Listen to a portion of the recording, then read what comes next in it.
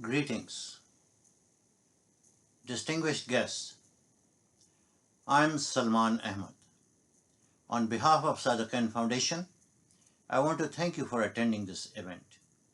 I am thankful to Pakistan National Council of the Arts for hosting the book launch and exhibition.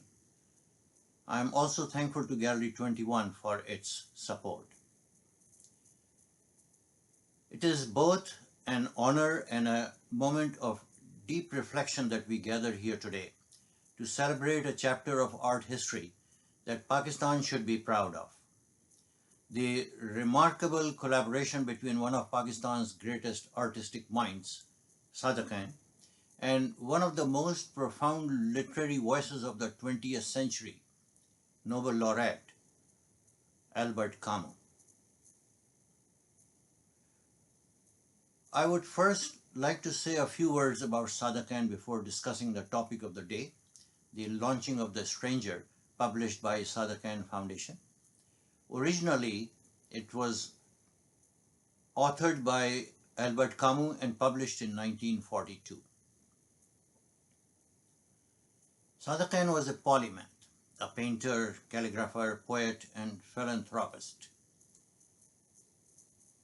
He was the greatest cultural icon of the nation.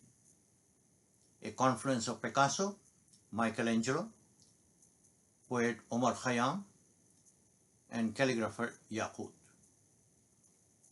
Art and literature are the identity of a nation, and Sada Khan was the finest ambassador of the nation's identity. Imagine this. In 1963, before the advent of computers, social media, even the television was in its infancy.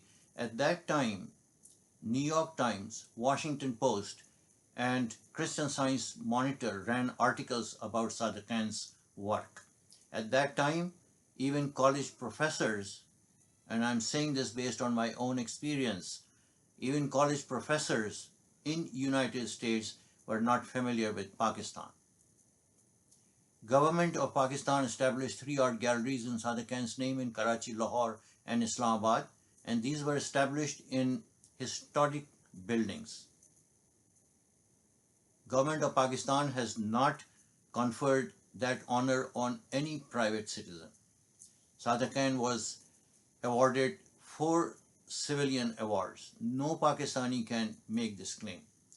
In 1971, when Prime Minister Zulfikar Ali Bhutto met Prime Minister Indira Gandhi after the war between the two countries, Mr. Bhutto's present to Mrs. Gandhi was Sada Khan's painting.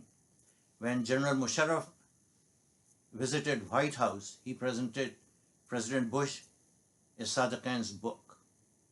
So this is the stature of Sada Khan.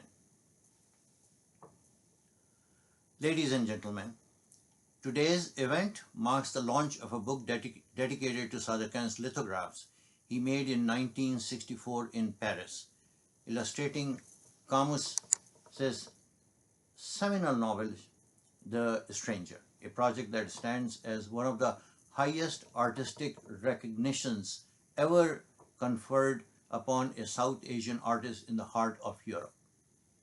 This was no ordinary collaboration. It was in fact a moment when the philosophical pulse of French existentialism met the mystical spirit of the East. For me, working on this book has been a painstaking exercise as well as most satisfying. Painstaking because the information contained in the book was not readily available. It was akin to embarking on a treasure hunt with no clues that had to be dug up in the dark. For example, there are letters included in the book by Sada Khan written from Paris to his brother in which he described how it came about that he was chosen to work on the book. These letters are not found in any libraries or other places of learning. You will also find in this book not only the lithographs that were included in the original version, but in addition, you will find about a dozen studies and sketches that were not part of the original book, and their whereabouts were unknown. Let's go back to Paris in mid-1960s, the cradle of modern thought and the epicenter of the art world. France was still vibrating with the intellectual energy of Jean-Paul Sartre, whose works challenged the moral and metaphysical boundaries of human conditions. It is my understanding that since Albert Camus had died in 1960 in an automobile accident, in the year 1966 the Automobile Club of France wanted to pay tribute and undertook publishing of a special limited edition of The Stranger. It is the most widely read French novel of all time and translated into more than 60 languages. The book explores themes of absurdism, alienation, and existentialism, probing the disquieting truth of man's solitude in an indifferent universe. To complement this profound narrative, the publisher envisioned an illustrated edition, not mere decoration, but an interpretation through visual philosophy. A jury of eminent French art critics and publishers was assembled to select an artist worthy of translating Camus's existential world into the language of form and line. It was a formidable panel, the guardians of modern art's aesthetic values. Among the artists considered were several established Europeans, and yet from this impressive pool emerged a name that no one in that circle had anticipated. Saada Khan, a natural-born painter from Pakistan who was living during that period in Paris and whose creative fire was igniting galleries across Europe. Moreover, to his credit, he had also been awarded prestigious Biennale de Paris for his painting, The Last Supper.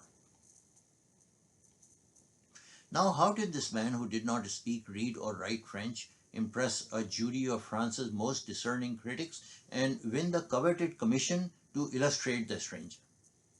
The answer lies in Saada Khan's visual intellect, his intuitive grasp of universal human anguish, and his innate understanding of the metaphysical struggle that defines existence itself. Saada Khan may not have read Camus's novel in the original French, but he understood the existential burden that The Stranger embodies. The loneliness of the individual confronted with an absurd and indifferent world. That same loneliness, that same alienation is at the core of Saada Khan's own art. When the jury examined his portfolio, they found not mere artistic skill, but a profound philosophical empathy. His brush spoke the language of the soul, the language of rebellion, despair, and transcendence.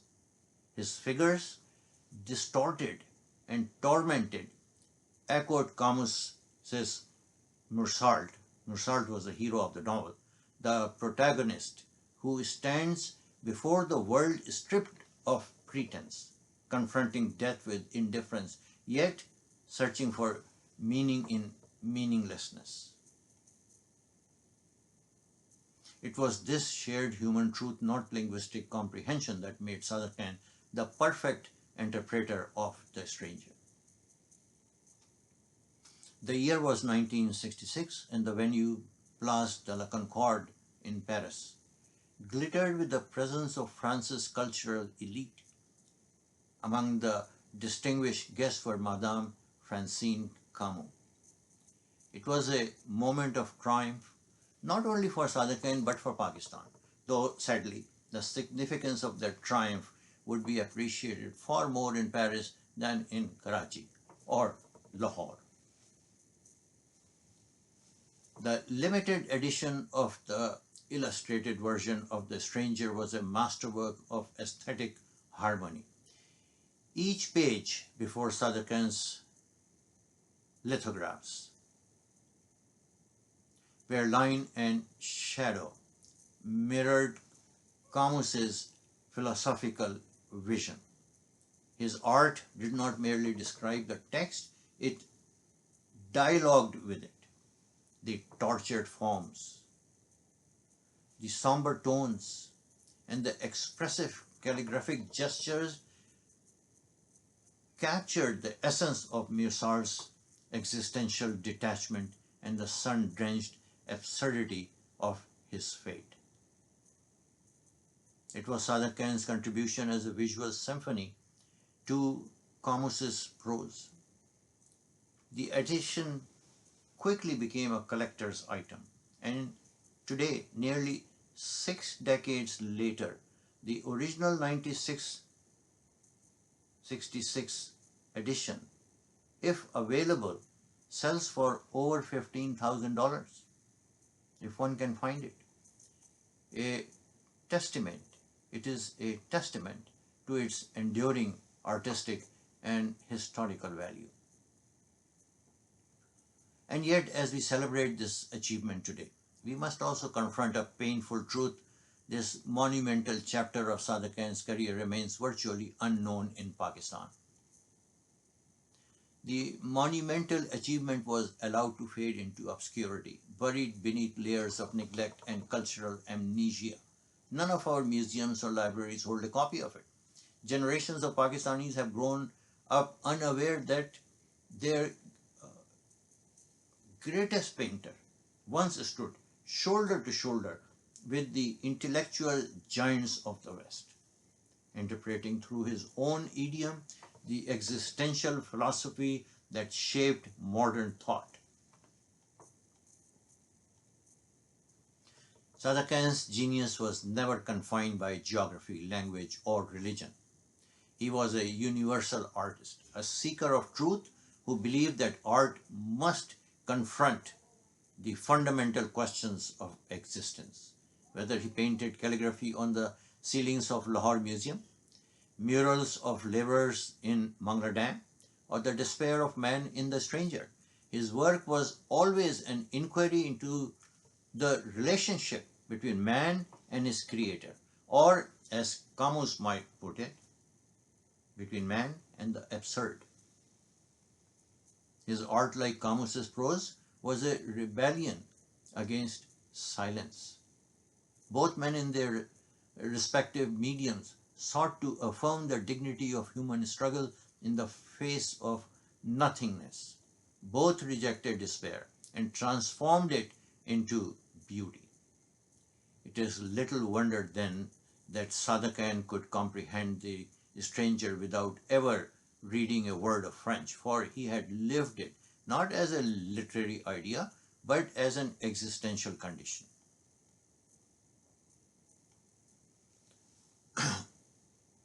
Today, as we launch this book, published by Sadiq Khan Foundation, we are not merely reviving a forgotten collaboration. We are restoring a national legacy. This publication serves as both a tribute and a reminder. A tribute to Sadiq Khan's place among the world's great interpreters of human thought, and a reminder of how easily nations lose their treasures when they fail to honor their artists. It is the mission of Sadiq Khan Foundation to ensure that the story of The Stranger and Sadiq Khan's illustrations is told not just in Parisian salons, but in Pakistani classrooms, museums, and universities.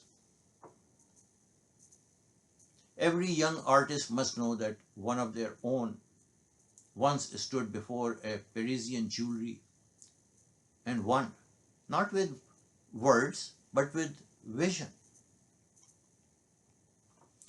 We owe it to Sadiq Khan, and we owe it to ourselves to reclaim this chapter of our cultural identity.